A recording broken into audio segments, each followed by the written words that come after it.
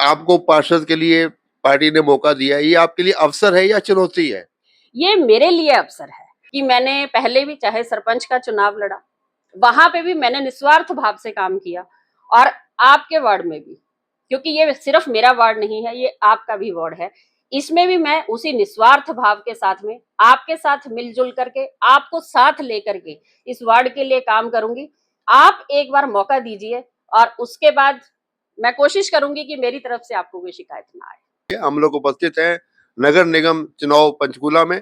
हमारे साथ उपस्थित है हमारी बहन श्रीमती परमजीत कौर, जो पूर्व सरपंच हैं और भारतीय जनता पार्टी पंचकूला जिला के महामंत्री हैं। पार्टी हाईकमान ने इनकी योग्यता को देखते हुए पार्षद पद के लिए भाजपा का प्रत्याशी घोषित किया है। आइए करते हैं बात, किस प्रकार पार्टी हाईकमान का धन्यवाद करेंगे और किस प्रकार अपनी बात रखना चाहेंगी हमारी बहन परमजीत कौर, वार्ड नंबर 2 से नगर निगम की भाजपा प्रत्याशी। जी बहन जी, बहुत बहुत धन्यवाद।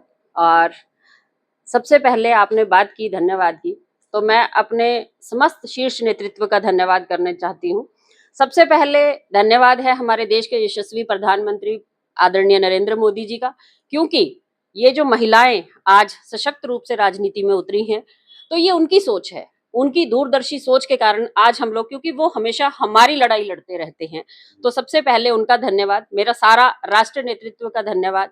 फिर मैं अगर प्रदेश की बात करूं तो हमारे यशस्वी मुख्यमंत्री आदरणीय नायब सिंह सैनी जी, जो हमारे ही क्षेत्र से भी आते हैं, तो हमारी आन बान शान है हमारे हरियाणा की, उनका बहुत बहुत धन्यवाद। आदरणीय मोहनलाल बड़ौली जी का धन्यवाद, जिनके मार्गदर्शन में हरियाणा नित नए आयाम स्थापित कर रहा है, संगठन मजबूत हो रहा है।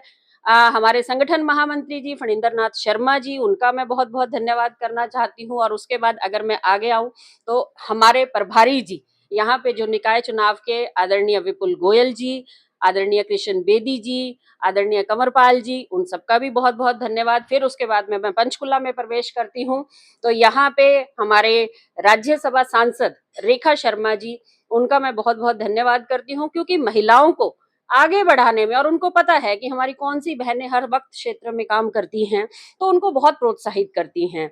मेरी बहन बंतो कटारिया जी प्रदेश में उपाध्यक्ष हैं, लेकिन सब महिलाओं को हर रोज प्रेरित करती हैं कि वो आगे बढ़े और अपने कुशल नेतृत्व को और सशक्त बनाएं। हमारे पूर्व विधानसभा अध्यक्ष, जिनका हमेशा प्यार भी और मार्गदर्शन भी हमेशा हमें मिलता रहा है, हमारे जिला के माननीय अध्यक्ष भाई अजय मित्तल जी, हमारे राजनीतिक सलाहकार हैं तरुण भंडारी जी, और अगर मैं बात करूं दीपक शर्मा जी, जिला अध्यक्ष रहे हैं पूर्व में, मैंने उनके साथ में काम किया है और बहुत कुछ सीखा है, तो मैं उनका भी विशेष आभार प्रकट करना चाहती हूँ। कालका से विधायक हैं हमारी बहन शक्ति रानी शर्मा जी, जिनको सब प्यार से माता जी कहते हैं, और उसी प्रकार से वो सबको हमेशा अपना आशीर्वाद भी देती हैं, तो उनका भी आशीर्वाद मेरे साथ में है, तो उनका भी मैं बहुत बहुत धन्यवाद प्रेषित करना चाहूंगी।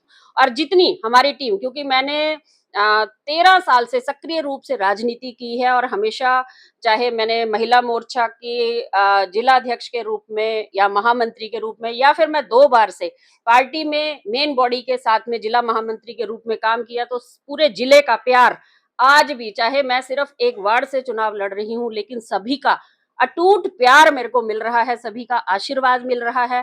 और विशेष धन्यवाद मेरी महिला शक्ति का, जो सब मेरे साथ में ऐसे खड़ी हैं कि जैसे वही सब चुनाव लड़ रही है। बहन जी, ये आपको पार्षद के लिए पार्टी ने मौका दिया, ये आपके लिए अवसर है या चुनौती है?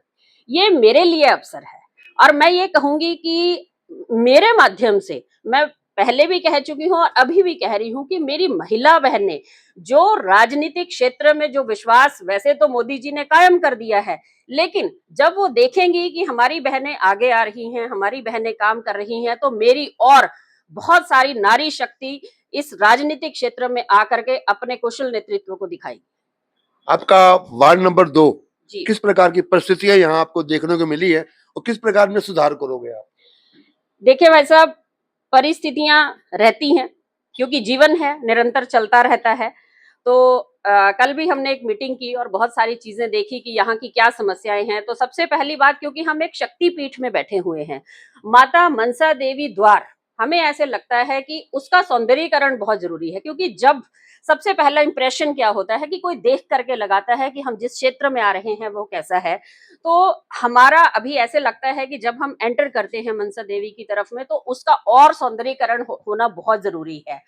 और उसके बाद में एक यहाँ पे मैं नाले की समस्या यहाँ पे देख रही हूँ। सेक्टर 2 की भी ऐसे ही समस्याएं कि बाहर से वहां पे चाहे मवेशी अंदर आते हैं, या एक दीवार की समस्या, वहां पे भी नाले की समस्या, ऐसे बहुत सारी। और अगर बहुत मूलभूत समस्या की मैं बात करूं, तो मुझे ऐसे लगता है कि कभी भी कोई भी वार्ड सुंदर स्वच्छ जैसी हम कल्पना करते हैं, हर व्यक्ति कल्पना करता है, तो वो वार्ड ऐसे ही स्वच्छता की दृष्टि से अच्छा होना चाहिए। और वहां की जो मूलभूत सुविधाएं हैं, चाहे हम पानी की बात करें, मैं तो कहती हूँ वातावरण हमें उसको भी बहुत अच्छा रखना है। तो हरा भरा स्वच्छ पर्यावरण की दृष्टि से भी हमें उसको सुदृढ़ करना है। तो मेरी पूरी कोशिश रहेगी कि मेरा वार्डवासी कोई भी परेशान ना हो, और जितनी मैं उनकी सेवा, अगर वो मेरे को सेवा का मौका देंगे, तो मैं भी उनकी सेवा में कोई कसर नहीं छोड़ूंगी। बहन जी, कौन कौन से क्षेत्र आपके वार्ड में आते हैं? जी, मेरे पास MDC 5, सेक्टर 6, सेक्टर 2 और माजरी गांव का एक बूथ मेरे पास आता है। जी। किस प्रकार अपील करेंगे आगे मतदाताओं से अपने समर्थन के लिए, सहयोग के लिए, प्यार के लिए, आशीर्वाद के लिए? जी, मेरी तो सबसे यही अपील है कि मैंने पहले भी चाहे सरपंच का चुनाव लड़ा, वहां पे भी मैंने निस्वार्थ भाव से काम किया, और आपके वार्ड में भी, क्योंकि ये सिर्फ मेरा वार्ड नहीं है, ये आपका भी वार्ड है। इसमें भी मैं उसी निस्वार्थ भाव के साथ में आपके साथ मिलजुल करके, आपको साथ लेकर के इस वार्ड के लिए काम करूंगी। आप एक बार मौका दीजिए, और उसके बाद मैं कोशिश करूंगी कि मेरी तरफ से आपको कोई शिकायत ना आए। बहुत बहुत शुक्रिया, बहुत बहुत धन्यवाद हमारी बहन परमजीत कौर।